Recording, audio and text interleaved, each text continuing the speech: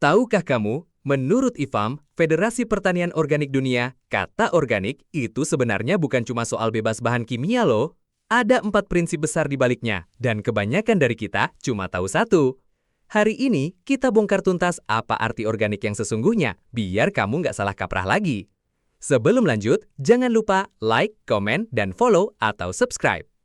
Banyak yang mengira organik itu sama dengan alami, tinggal nggak pakai pupuk kimia pabrik, selesai. Padahal, menurut Kementerian Pertanian lewat standar SNI 6729, organik itu bukan cuma soal produk akhirnya, tapi seluruh prosesnya, dari sebelum tanam sampai setelah panen. Jadi, kalau prosesnya nggak sesuai standar, hasilnya belum bisa disebut organik, sekalipun kelihatannya alami. Istilah organik modern ini lahir dari kegelisahan seorang ilmuwan Inggris bernama Albert Howard sekitar tahun 1940-an.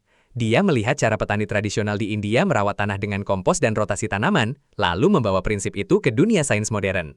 Di Amerika, penerbit Jerome Irving Rodell juga mempopulerkan istilah ini di waktu yang hampir sama. Dari dua jalur inilah, lahirlah gerakan kembali ke alam yang sekarang kita kenal sebagai pertanian organik. Nah, secara global, IFOM merangkumnya jadi 4 prinsip: kesehatan, ekologi, keadilan, dan perlindungan.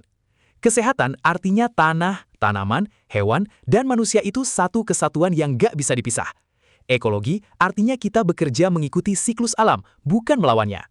2 prinsip lainnya bicara soal hubungan yang adil antar semua pihak dan sikap hati-hati dalam bertani. Ini yang paling sering bikin bingung. Organik itu bukan berarti 100% tanpa pestisida. Baik standar Amerika lewat USDA maupun standar Indonesia lewat SNI sama-sama tetap mengizinkan pestisida, tapi yang berasal dari bahan alami atau hayati, bukan yang sintetis buatan pabrik.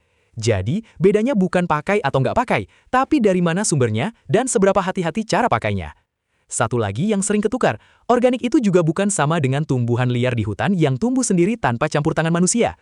Organik tetap sistem budidaya yang terstruktur dengan standar jelas, cuma bahannya dari alam, bukan dari pabrik kimia. Kabar baiknya, menurut Royal Horticultural Society di Inggris, kamu nggak perlu sertifikat resmi untuk mulai berkebun organik di rumah. Sertifikasi itu penting untuk yang mau jual produknya secara komersial dengan label organik.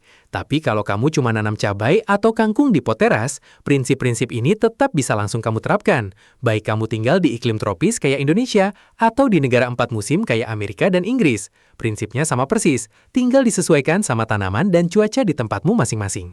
Dan ini bukan cuma soal filosofi. Penelitian yang dipublikasikan di Journal of Applied Ecology tahun 2014 yang merangkum data dari 30 tahun penelitian menemukan lahan yang dikelola organik punya kekayaan jenis makhluk hidup sekitar 30% lebih tinggi dibanding lahan konvensional.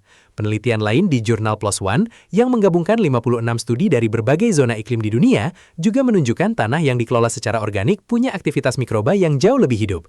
Mikroba tanah yang aktif inilah yang berperan besar membantu tanaman lebih tahan penyakit dan subur secara alami, bukan sekedar kebetulan. Untuk pembahasan detailnya, termasuk sumber-sumber lengkapnya, kunjungi blog putunepatani.com. Jadi, organik itu bukan sekedar tren atau label di kemasan, guys. Itu adalah cara berpikir tentang bagaimana kita merawat tanah, supaya tanah itu balik merawat kita.